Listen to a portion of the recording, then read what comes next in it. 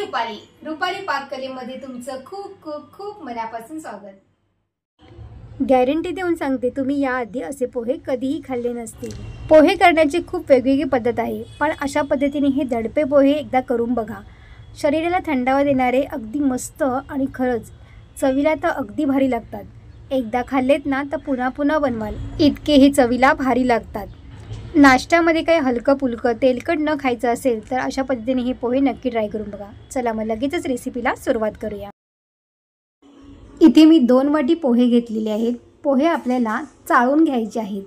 बारीक बारीक जे कण असतात ना पोह्यातून ते काढून टाकायचे। त्यासाठी आपल्याला हे पोहे चाळून घ्यायचे आहेत आणि एखाद्या सुती कपड्याने आपल्याला स्वच्छ असे पुसून घ्यायचे आहेत। पोह्यावरील जी काही धूळ वगैरे असेल ना ती निघून जाईल, त्यामुळे आपल्याला ह्याला कॉटनच्या कपड्याने छान पुसून घ्यायचं आहे। हे आपण रोजच्या पोह्यांसाठी जे आपण पोहे करतो ना तेच पोहे मी इथे वापरलेले आहेत। आणि त्यानंतर इथे मी एक कांदा बारीक कट करून घातलेला आहे। तर कांदा तुमच्या आवडीप्रमाणे तुम्ही इथे कमी जास्त करू शकता। इथे पोह्यामध्ये एक काकडी इथे मी किसून घातलेली आहे। ही छोटी काकडी आहे, जर तुमच्याकडे मोठी काकडी असेल तर तुम्ही अर्धी किसलीत ना तरीही चालेल। तर इथे आपण बनवतोय दडपे पोहे। तर तुम्ही दडप्या पोह्यांमध्ये कधी काकडी किसून घातली होती का, मला कमेंट्स करून नक्की सांगा। आणि त्यानंतर इथे मी 4 चमचे ओलं खोबरं किसलेलं घातलेलं आहे। चवीनुसार यामध्ये मीठ घालायचं आहे आणि 2 चमचे आपल्याला यामध्ये साखर घालायची आहे। आता सगळं साहित्य आपल्याला मिक्स करून घ्यायचं आहे। दडपे पोहे खूप वेगवेगळ्या पद्धतीने केले जातात, पण अशा पद्धतीने एकदा नक्की करून बघा। चवीला तर अगदी भारी लागतात। एकदा खाल्लेत ना तर पुन्हा पुन्हा बनवाल, इतकेही चवीला भारी लागतात। शिवाय करायला फारसा वेळसुद्धा लागत नाही, त्यामुळे एकदा तरी नक्की ट्राय करून बघा। आता या पोह्यामध्ये आपण एक तडका तयार करायचा आहे।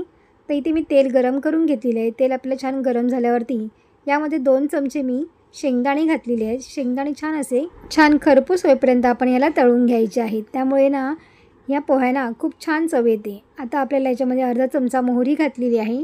कढीपत्त्याची पानं घालायची आहेत आपल्याला। आणि त्यानंतर इथे मी थोडंसं लाल तिखट मसाला घातलेला आहे। अर्धा चमचा धना पावडर घालायची आहे। इथे मी मिरची वापरलेली नाही आहे, तुम्हाला जर मिरची घालायची असेल तर तुम्ही इथे बारीक कट करून मिरचीसुद्धा घालू शकता। आता हा तडका छान या पोह्यावरती घालून घ्यायचा आहे आणि सगळे पोहे मस्त असे मिक्स करून घ्यायचे आहेत। तुम्ही इथे बघू शकता बघा, सगळे पोहे छान असे मिक्स झालेले आहेत आणि खाण्यासाठी आपले पोहे इथे तयार झालेले आहेत। तर वरून आपल्याला बारीक कट केलेली कोथिंबीर घालायची आहे, त्यामुळे चवीला हे पोहे आणखीन जास्त टेस्टी लागतात। माझ्या घरी तर अशा पद्धतीने केलेले पोहे अगदी सगळ्यांना आवडतात। करायला अगदी सोपे आणि चवीला तर अगदी भारी। तर अशा पद्धतीने हे केलेले पोहे तुम्हीसुद्धा नक्की ट्राय करून बघा। तुम्हाला जर नाश्ता करायला वेळ नसेल, नाश्त्यामध्ये काही हलकं फुलकं खायचं असेल, तेलकट तुप्पट खायचं नसेल, तर अशा वेळेस असे झटपट तयार होणारे पोहे नक्की ट्राय करून बघा। दडपे पोहे खाण्यासाठी आपल्या इथे तयार झालेले आहे। तर तुम्हाला ही रेसिपी कशी वाटली मला कमेंट्स करून नक्की सांगा।